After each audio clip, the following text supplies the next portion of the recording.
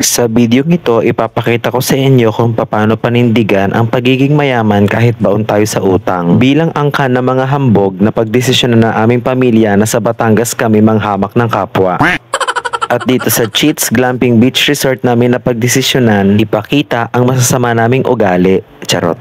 Perfect tong resort na to sa mga big groups because each room can accommodate up to 12 persons. Tapos meron ding malawak na space sa harapan para pagkandakan ng mga activities. Beachfront din itong resort na to at isa pa sa mga nagustuhan ko ay very strict sila pagdating sa security ng mga guests. At bilang bida-bida sa aming pamilya ay napagdesisyonan kung ako na ang magluluto ng merienda namin. Nagluto nga pala ako dito ng white spaghetti na matabang. Sakto lang yung luto ng noodles tapos kulang naman sa sauce na parang ugali ng tiyahin mo. Nasakto lang ang ugali pag nasa loob ng simbahan, tapos pag nasa labas na, kulang na sa good manners at ang sarap pang bigwasan. At nung pagsapit ng dilim, nagising ang katawan ng aking mga tiyuhin nung nahaluan ng alak ang kanilang mga katawan at nung narinig yung kantang Touch by Touch ay bigla silang nagsayawan.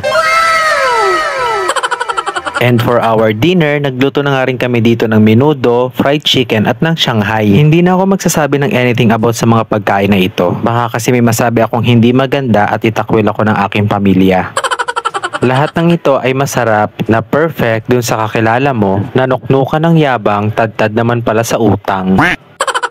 Kinabukasan, paggising namin ay sinalubong kami ng napakagandang sunrise sa beach. Para sa aming agahan ay nagluto ang aking mga tiyahin ng pansit. Masarap ito lalo na kapag may kapartner na bagong luto at malambot na tinapay. Magugustuhan to ng teacher mong mabait nung Teacher's Day pero balik sa pagiging maldita nung regular day.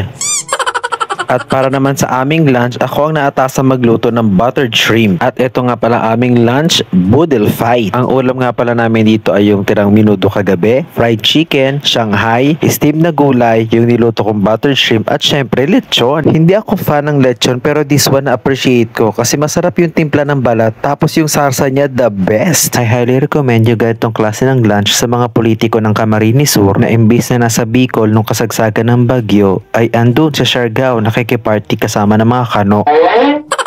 Salamat Ate Rose, Kuya Orlan at sa buong family ninyo. Kung hindi dahil sa inyo ay wala kaming mayuuwing lechon na ulam namin sa susunod na 3 araw. Charot.